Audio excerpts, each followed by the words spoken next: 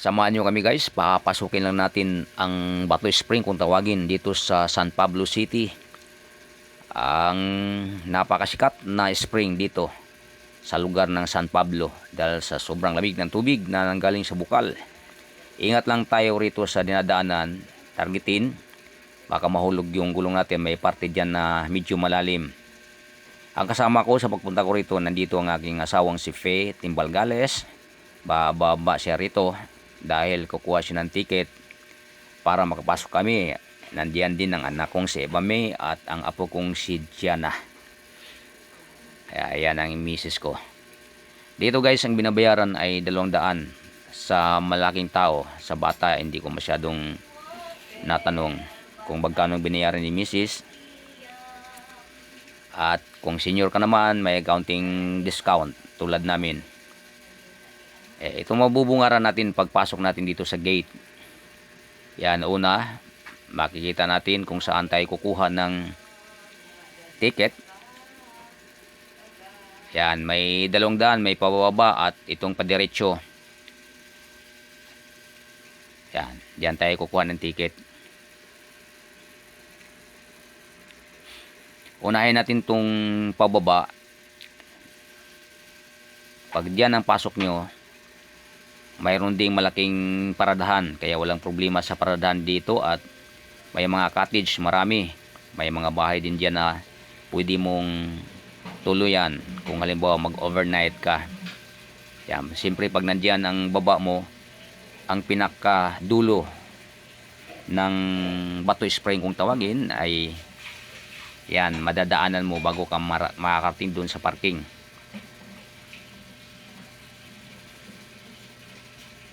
Yan, kinukuha na yung plate number natin.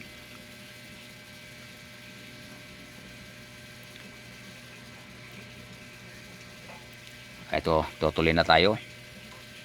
Itong padiretsong nakikita natin, dito tayo. May paradahan din guys doon sa taas.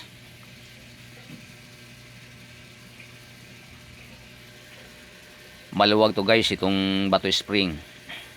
Tahimik pa dahil sa maagang maaga ang dating natin dito at hindi rin araw ng linggo. Kaya wala pang katao-tao. Paparking lang tayo, parang maikot na natin at may papakita ko sa inyo. Kaya samahan nyo ako guys, o samahan nyo kami sa aming pag-iikot rito. At siyempre maliligo na rin tayo. Kaya kung may time din kayo, pwede kayong pumunta rito anytime. Sila naman bukas. At pwede rin mag-overnight. Iba nga lang ang binabayaran sa gabi. 300 ang pagkakalam ko rito. O, dito tayo paparada.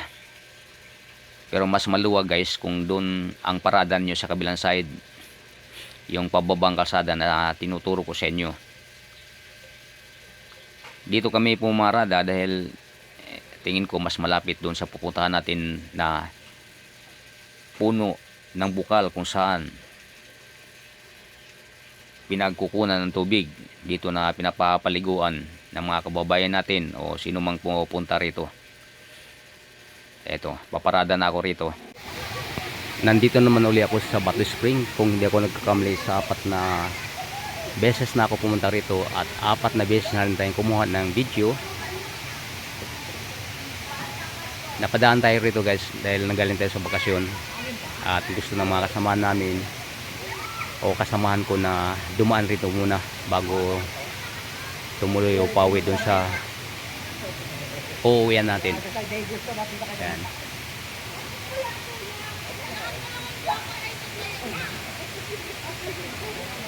Tingin ko parang lalong gumanda ang Bato Spring ngayon. Ito ang nasa taas. Ito ang pinakabungad. Ngayon ang gagawin natin guys, iikot ko kayo papunta naman doon sa baba. At saka kukunan din natin lahat ng mga facilities nila rito sa loob para makita natin kung gaano kaluwag.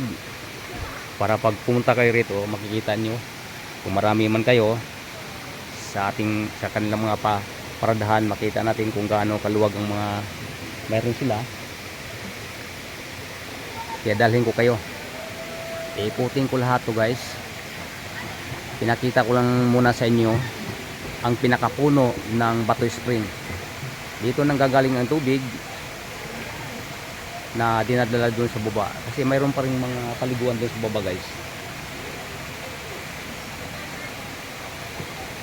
Yan, sobrang lamig ang tubig dito guys. Kung makalublog ka lang dito, talagang akala mo na nakababad ka sa tubig na may yelo. Hindi pa ganong karamihan ang tao ngayon, gawa ng magang maaga pa nang pupunta namin dito. Yung lifeguard ni Sir QD, yun ang nakapanayam natin.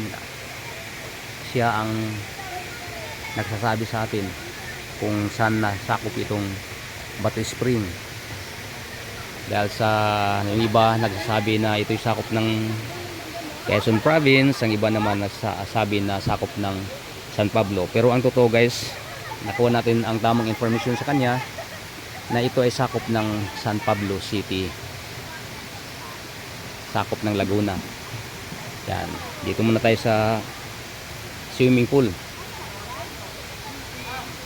Dito tayo rito, punta doon sa baba.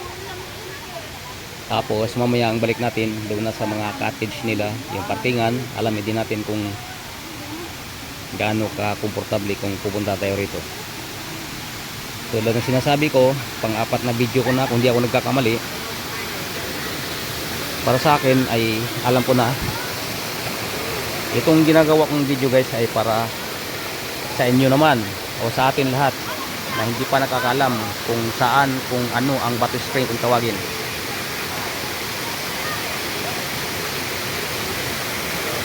Ayan.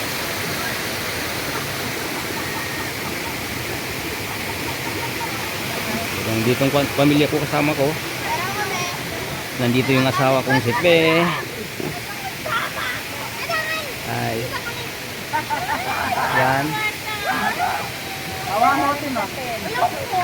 Saka yung anak kong si Ipame na doon kasama si Gianna. Doon sa malayo. Wow, ang galing naman. Yun, yung dalawang, yung isang nakababad sa tubig. Yan si Ipame at si Gianna na may nakaupo diyan sa taas. Yeah. Wala, nanginginig na eh. Kabababad lang eh. Ami, me, okay lang? Okay lang, di malamig? O malamig? Pag nakababad ka na, nawawala na. Yan. Ganito ka lamig ang tubig ng Batoy Spring. Parang may nilagay niya yelo. Pag lumublog ka talagang malamig na malamig. Yan. Si Gianna at saka si Mami. Ayaw mo na?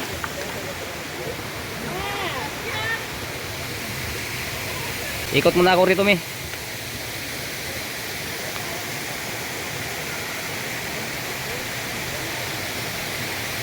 Yan guys, sana mapaganda itong kuha natin. Hindi rin malapit sa kinalalagyan natin o tinitirahan natin itong Batoy Spring.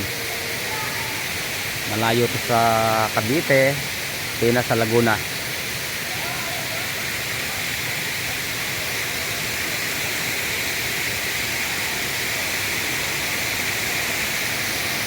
Kaya para sa akin guys, kung gusto niyo maligo, huwag na kayo mag-isa't dalawa, dito na kayo punta sa Batoy Spring.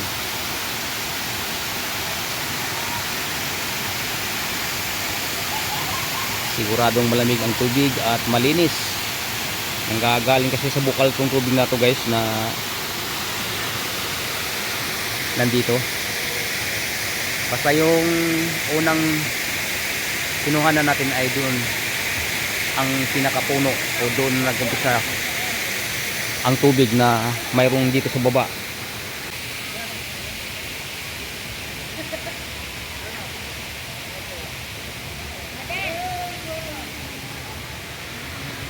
Yan.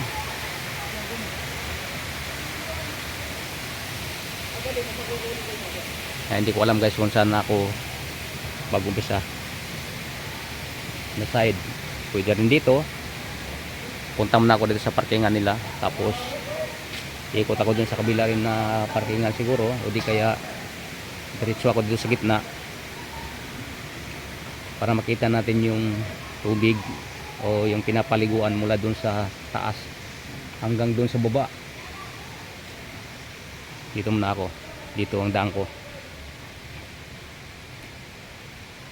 Pagkatapos dito guys, kung matapos rin tayo dun sa gitna, babalikan natin dun sa kabilang side naman.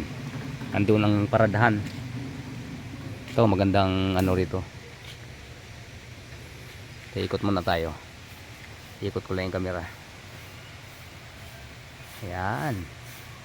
O ikot ko lang yung cellphone ko.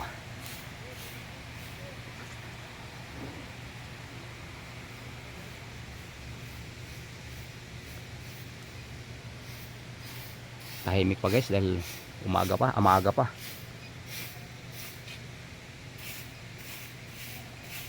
Men's room nandyan.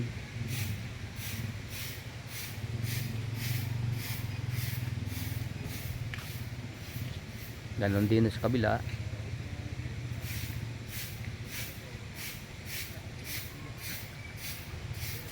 Yan.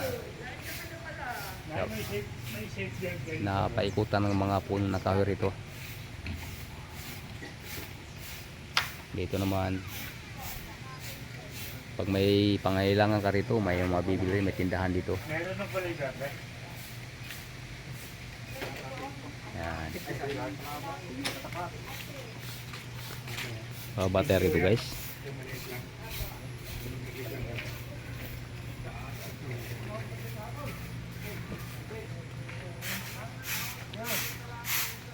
Ayan. May nagwawalis.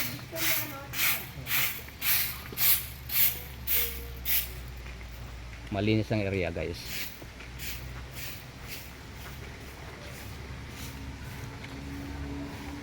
Ayan.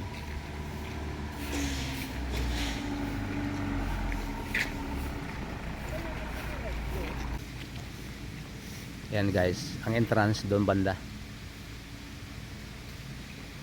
Pumasok kami rito. Dito may paradahan din dito guys. May paradahan din dito. Yan guys, yung L300 na puti, akin yan, o amin yan.